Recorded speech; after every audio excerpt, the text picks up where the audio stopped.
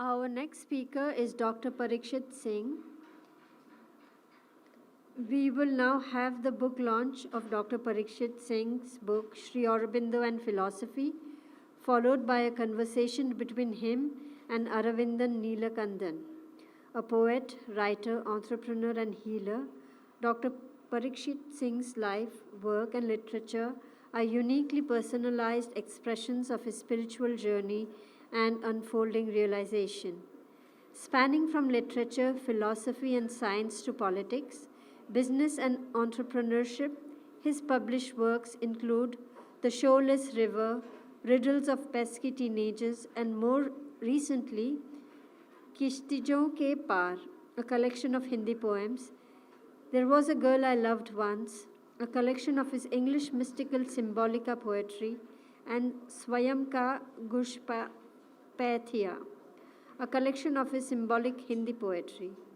Besides prolific poetry, Parikshit also writes medical literature, published under the titles Healthcare Primer, Grow Your Medical Practice, and MRA Made Simple and Compliance Made Simple. Sri Aurobindo and the Literary Renaissance of India, the companion volume to Sri Aurobindo and Philosophy, was published in 2021. We now request Aravindan Neelakandan to come on stage for the unveiling of the book Sri Aurobindo and Philosophy. Aravindan ji is on his way. I think there was a little issue with the time, so I can start talking about the book, and when he comes, we can do the book release. And just the basic concepts of Sri Aurobindo in philosophy, and which things that he may not talk about. First of all, it's a great honor to be able to write about Sri Aurobindo, to be given the tools, the learning, the ability to even attempt to write about him, for his contribution to the world of philosophy is so vast that a small book like this cannot do justice to him. But it's an attempt to introduce Sri Aurobindo as a philosopher and what he did for our country, for the world, our own dharma, and what he did to the world of philosophy itself. He transformed philosophy as it was known at that time, as it was thought of at that time. And in ways that we don't realize right now. We have kind of been carried by him into a new phase that we don't realize what he accomplished for us. We take things for granted. And it may sometimes be worthwhile to take a step back and go back to the year 1900, when Pan Britannica had complete control over the globe. 25% of the land of the globe was controlled by one little island, which probably has had less population than Puducherry at this time. And they had control over almost 37 to 40% resources of the world. It was unthinkable that this power could ever end. It was considered a delusion to be even able to aspire that India could ever be free from such a huge power. There were few great people, visionaries, who said this was possible and this will happen. And I think we can fairly say that those madmen or visionaries are the reason why we are sitting here, freely able to communicate, discuss, argue, poke at each other, have an opinion, have the ability to express the opinion, because those people did not think for a moment to risk everything they had so that we are able to sit here today. And that is the achievement. That is the power. That is the vyavharik shakti that they brought with philosophy. Philosophy is not just thought sitting in a room having abstract ideas. Philosophy is life, and he brought us back to our great Indian tradition where philosophy was not divorced from life. Now Aravindanji is here, so now I can let him take over. Yeah, now we have it. So, do we want to release the book?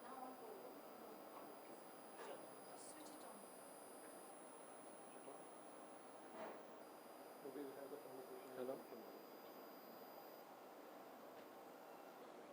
So, how do you want us to release the book? Just hold it?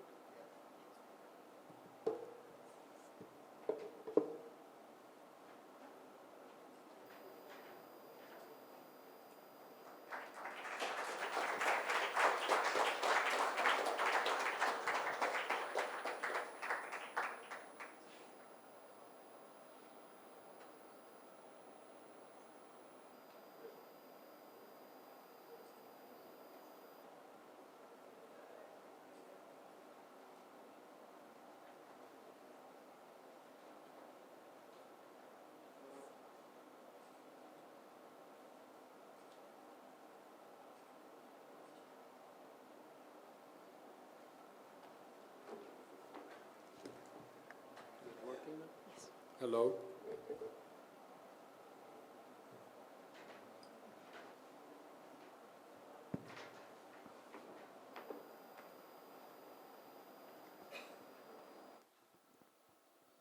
So, good afternoon, everyone.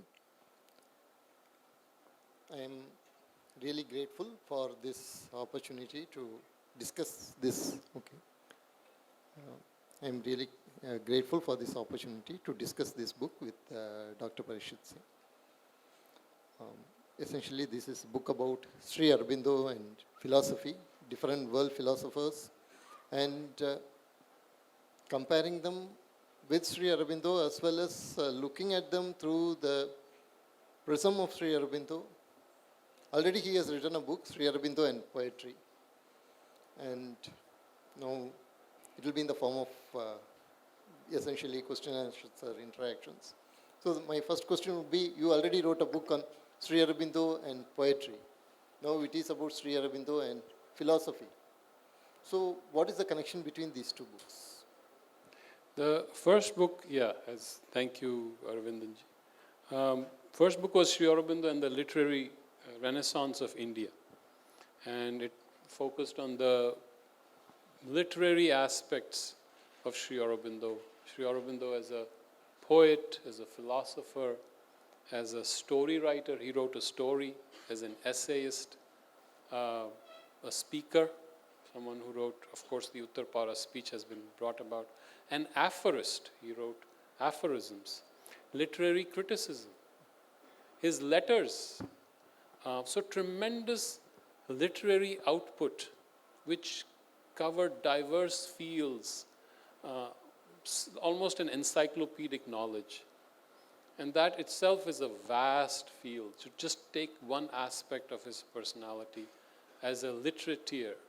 And just that aspect was brought about in that book. Now, Sri Aurobindo is a great thinker, a darshanik in our traditional Indian mode. And that has been ignored over the last few decades, since independence, misunderstood, not even discussed or thought about.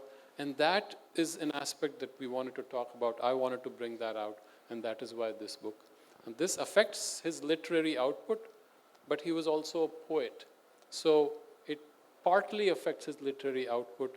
His poetry also, interestingly, is affected by his darshana at the highest level.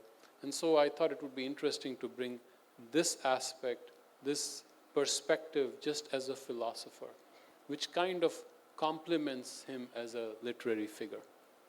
Now, this book essentially brings out the different European or Western rather philosophical systems, and it shows the differences and similarities and the convergence and the divergences between Sri Aurobindo's vision and the Western philosophy. Now, the Western philosophy, the Western philosophical tradition, particularly after the Christian theology took over the West, has been something that has been related to a particular small circle. For example, you have a Hegel, you have a Kant, you have a philosopher like, say, Spinoza. We have different philosophers. Those philosophies were philosophies. They were not ways of life. Whereas in the case of India, if you take Darshana, Sankhya, Vaiseshika, they also have been part and parcel of life. I may be doing something and it would be part and parcel of that particular aspect, right? Now, so Sri Aurobindo comes from such an environment. And here the philosophies are kind of enclosed in ivory towers. How do you see the interaction between such philosophical systems and a system like that of Sri Aurobindo? So it's very interesting what he did. He transformed Eastern approaches and brought to it a rigor. The comprehensive thought that we have, darshana, he brought it an approach of almost a Socratic discussion, especially in the life divine. Because to him, thinking was an important aspect. And it's not that Indians don't think. In our attempt to go beyond thought, we don't leave thought. We embrace thought. Indians have been great thinkers. Our thought is subtle, though. We don't look at just gross things and base our whole approach to life on it. We have been able to look at the sukshma jagat and have a more refined philosophy. But that comes out of thought. It is not that we did not discuss. We debated, we argued, and then we took it to a higher level called shastrartha, which is not debating, not tark vitark, but bringing out the truth that we live and sharing it with another rishi, another kavi, who can see your truth, and in a manner, in an environment of deep respect for each other, deep harmony, say, your realization is bigger than mine. And this is what happened when we talk about Mandan Mishra and Adi Shankaracharya and Mandan Mishra's wife sitting there. Look at the integrity of the system, of the people. But over the last few hundred years, we kind of lost that. We became, unfortunately, focused on one aspect of Shankaracharya's Vedanta, which was Mayavada. And the world became an illusion. This is all Maya, this is all Mithya. Sri Aurobindo brought us back to the original aspect of our Vedas and Vedanta, where all life is one. And Vedanta doesn't say only that is the truth. It says everything is the truth. Sarvan Brahma. When everything is the truth, you cannot reject any part of life. So bringing that integrality back to our darshana was a very important contribution based on his own spiritual realizations, and then he found that in the Veda and he brought it back to us. So suddenly we realize that this universal illusionism that we had gotten trapped in can be lived as universal realism, since all is the Brahman. And that is the tremendous contribution brought to Indian darshana by him, taking us back to our, as it were, but in a very modern setting, with an approach to a refinement of our thought in the new times. So we are not going back and living in the Vedas. We are taking the best of the Veda, best of Vedanta, and bringing it to our new approach, new paradigm, a world that has totally shifted, but yet those ancient truths are here. Now look at Western philosophy. Western philosophy before Socrates was mystical, the age of the Eleusinian mysteries. But they lost that. They came to a thought that was analytical, that would dissect, especially after Plato. Aristotle started becoming more objective, reality-based, but then he lost the subtlety, the depth of pre-Socratic philosophy. And then every philosopher takes one aspect of reality. So Kant, his name implies that, Kant, categorical imperatives. This is right, you can't do this. And that's why he was Kant. We have others who will take one aspect, another aspect. Locke. The name implies it. He will lock you in. The name is Locke. So this is how, so Nietzsche, brilliant, visionary, genius, but Nietzsche focuses on one aspect, misses out on everything. He's so imbalanced that his own great achievements, great intuitions, great illuminations make him go crazy. He was short of his own stability. He didn't have that. And we see that all the time. So, can the Western thought be brought into a comprehensive, systematic, methodical approach? That is what Sri Aurobindo did. Look at Bergson.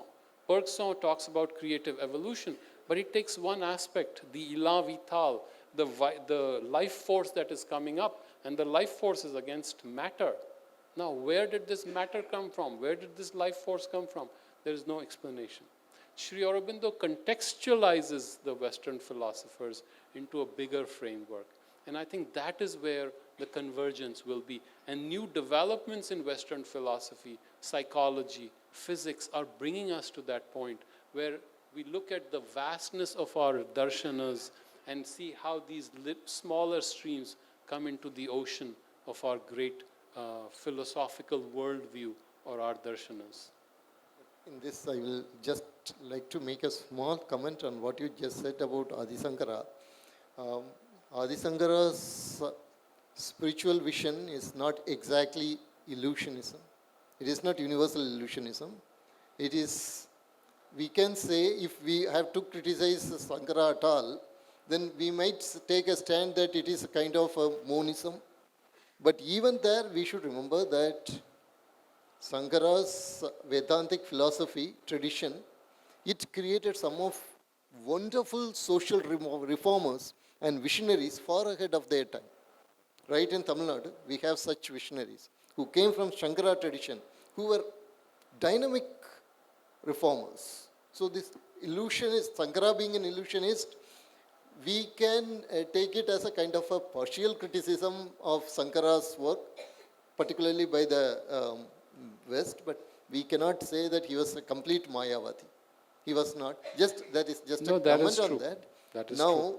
Coming back to this, you mentioned Henry Bergson. Forgive my pronunciation. My pronunciation is speaking English like Tamil. So you have to forgive me for that. About Henry Bergson and Nietzsche, both were evolutionist philosophers.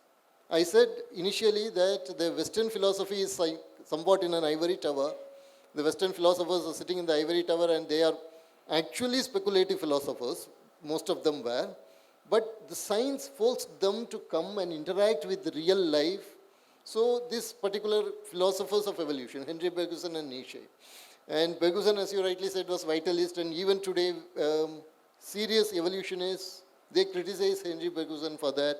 And Nietzsche, more importantly, was talking about the next step in human evolution, as in the case of Superman, but it degenerated. Now, your book has actually brought out how Sri Aurobindo stands different from the vision of Superman that was there in Nietzsche. Can you please elaborate on that? Yes, but allow me to talk about Shankara just for 10 seconds. I'm not saying Shankara himself was a Mayavadi. Okay. We misunderstood, and probably after 1,000 years, and that's the beauty of our culture and civilization. We go and reinterpret even our greatest, and we have the strength to say, okay, you came up with a great truth, now we need to look at it in a fresh light. So I had not qualified to criticize Shankara himself, but the way we took him, right? And so we should be able to look back and how we are looking at him. It is difficult to understand what he said at that time, 1,000 years ago.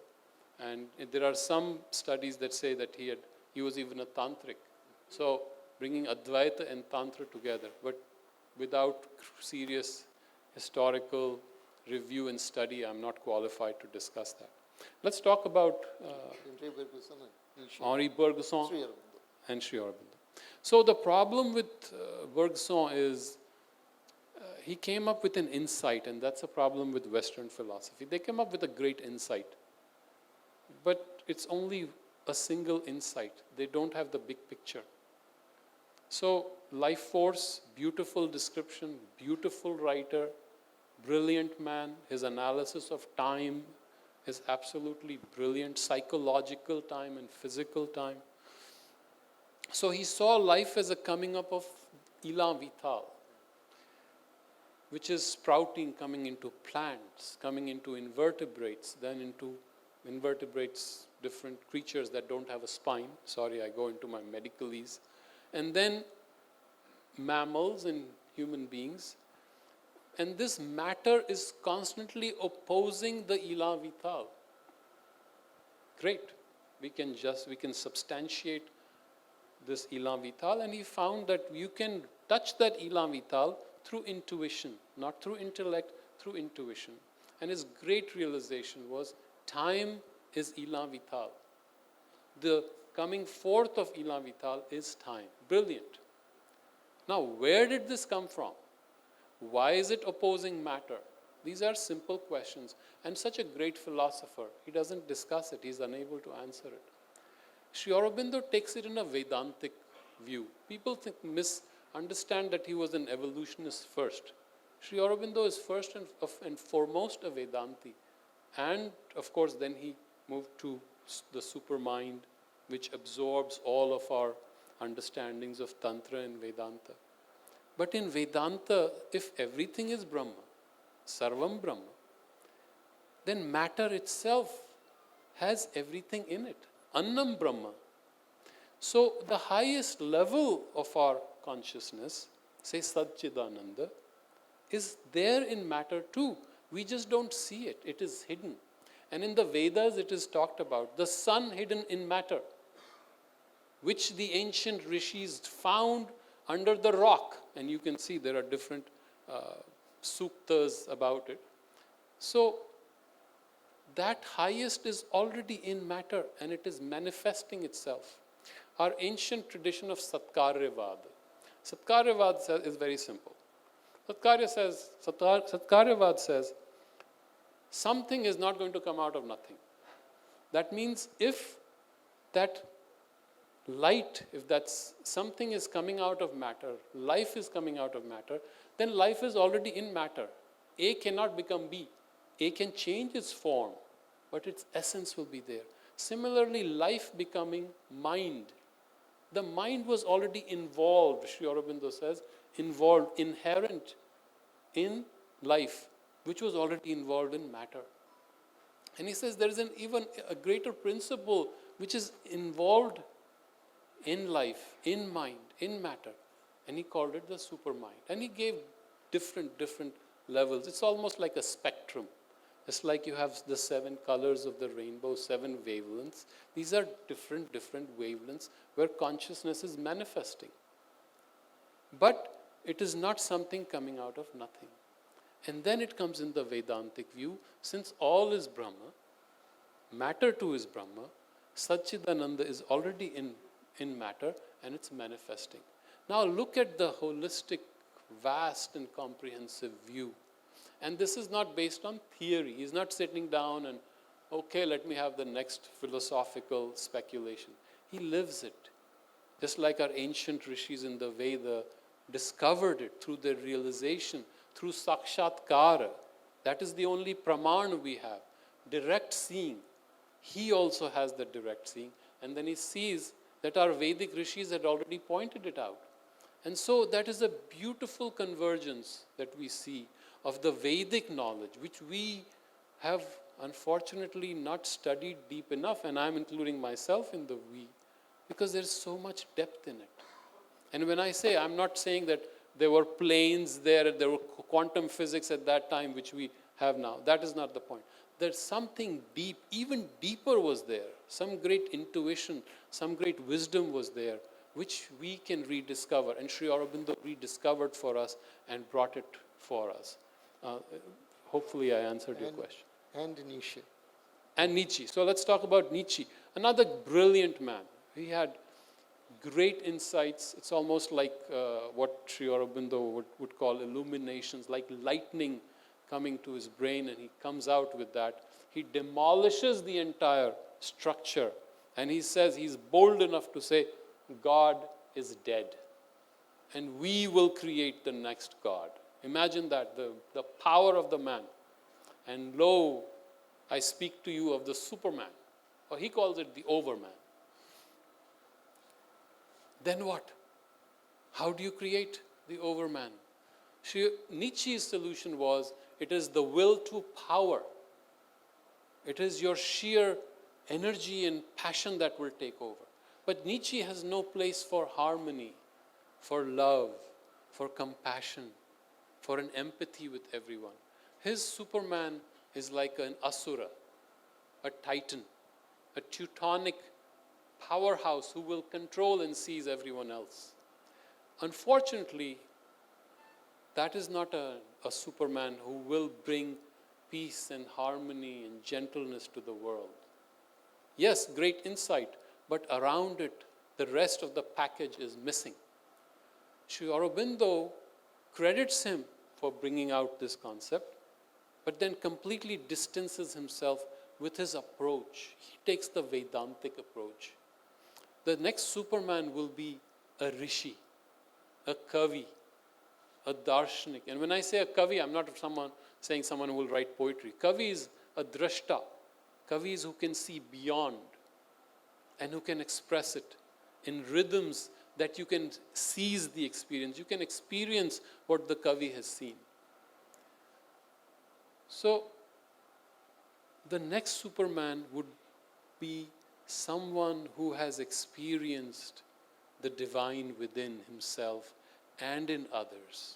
He has the psychic experience, the divine within his own heart. And he has the cosmic experience, means the divine in all things. And then he's able to see even the transcendent divine. He's able to live that. And beautiful description of what this Gnostic being or Superman would be in the life divine. And how that will transform life, that wisdom, that compassion, that oneness that he or she feels with the rest of the universe. And when I say he or she, Superman will transcend gender, as the mother has described. But that is the Superman who can transform, because there is no division. There is no I and you, us and them. The separation between the will and the execution doesn't exist. The separation between consciousness and existence doesn't exist. Sat and Chit are not separate. And Anand is the nature of the supermind or the supramental being. I know there is so much to be said about it. This is just an introduction to his vast oeuvre, but hopefully that answers your question. Definitely. And I told again, I'll come to this particular point, that in the West, the philosophy was always in the ivory towers. And if I am putting forth a philosophy, I don't have to actually live it. No, I can put forth a philosophy, I can become the speaker of that philosophy will be known by my name, but I don't have to live by that. There is one exception, a very strong exception to this is Spinoza. Yes. And if there is one personality in Western philosophical tradition who comes very close to or almost is equal to our Rishi Parampara, one of our Rishis, would be Spinoza. And you have dealt about him in your poetry book, but here you have just made one reference and you have left. Yes. Yes. Can you please explain how you compare Sri Aurobindo and Spinoza for the audience, please? Spinoza is a brilliant philosopher who was a monist. But we have to understand what he's saying. And he has some influence of the Kabbalah. So he has the experience, has at least the lineage of the mystical traditions. He calls it the substance. There is a substance that pervades everything. He says if God is omnipotent, omnipresent, you cannot exclude things out of God. Very simple question. You cannot say this is where God ends and this is where the devil begins. The moment you say omnipresent means God is everywhere. So immediately the contradiction in the Abrahamic theology that had come up, he gets rid of it, which is why he got excommunicated, poor man. But he was a very simple man who tried to reach a depth of understanding, and he calls it the substance. Now, substance is not a material thing. If we understand what he was saying, because he was a Latin scholar and a master of Hebrew, the substance, as Will Durant says, is, in our terminology, reality. Reality with a big R. That reality is pervading everything. He calls it space and time, the substance that pervades through everything.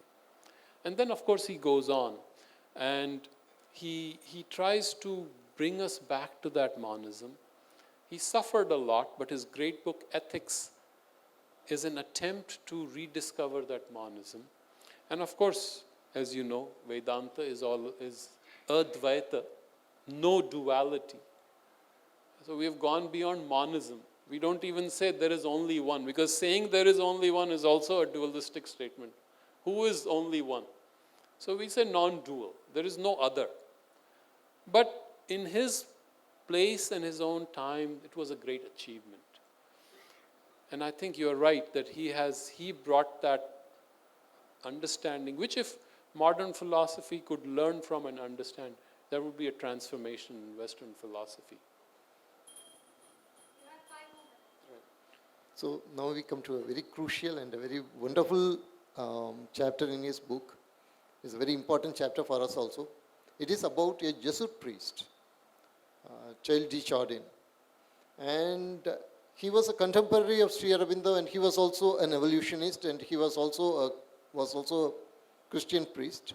And his works were very important. He was actually forced to not publish them during his lifetime. Later they were published. And this book contains a chapter on him, comparing him with Sri Aurobindo. Can you please elaborate on that and its importance now for us? Yeah, Chardin is a beautiful, brilliant man who suffered a lot again because he had to deal with more repressive approach to theology. But he's now being again brought back and appreciated even by the Jesuits and Christian thinkers. And he was first of all a mystic. When he was in Egypt, he was teaching in Egypt. He was a paleontologist. So the most beautiful part is a paleontologist dealing with matter and bringing us to the mysticism. So he kind of bridges that gap. And he had the experience of that something powerful stirring through matter, through the sand dunes. He could experience the vast. And he brings that mystical element in all his understanding. He sees everything as Christ. So Christ, who is immanent in matter, think about it. We just talk about Satchidanand, immanent, hidden in matter. He sees Christ in matter. And then this whole world is evolving towards that omega point. And omega, of course, in Greek alphabets is the last alphabet. But in Christianity, omega has a special significance. Omega is Christ. So Christ is the beginning, Christ is the end, and our world, this structure, this society, our cultures are going through this process of evolution back to Christ, because Christ is already hidden in this. Now, how beautifully he has described Vedanta without knowing it, perhaps. But also there is a connection that I see that Sri Aurobindo called Christ the avatar of the psychic.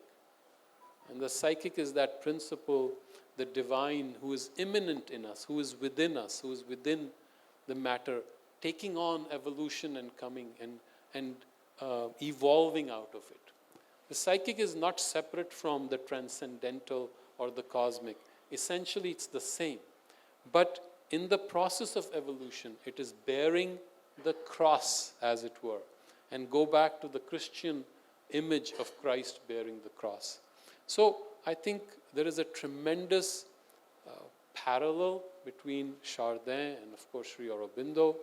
If we did more research, if we studied, there could be a point of convergence in it, just as there is a point of convergence with Nietzsche or Spinoza or Bergson. And by the way, Chardin was influenced by Bergson, who preceded him. And he brought mysticism to Bergson. And I think he made Bergson more profound and more comprehensive. So in this light, I think we can see how Sri Aurobindo contextualizes and how Vedanta contextualizes Western philosophy. And if we can discover the root of our own integrality in our darshana, how vast our Vedas and Vedanta were when they saw this universe as one, the hidden oneness, and yet manifesting, each manifestation unique, vishisht, the many in one and the one in many, then I think we can start approaching, understanding what Sri Aurobindo did to us, and hopefully then we can keep learning from him and growing in his light. Thank you very much for this conversation, and the book actually helps us to understand the Western philosophical traditions and to engage them in a very creative manner. So thank you very much for this book. Thank you for the opportunity. Thank you.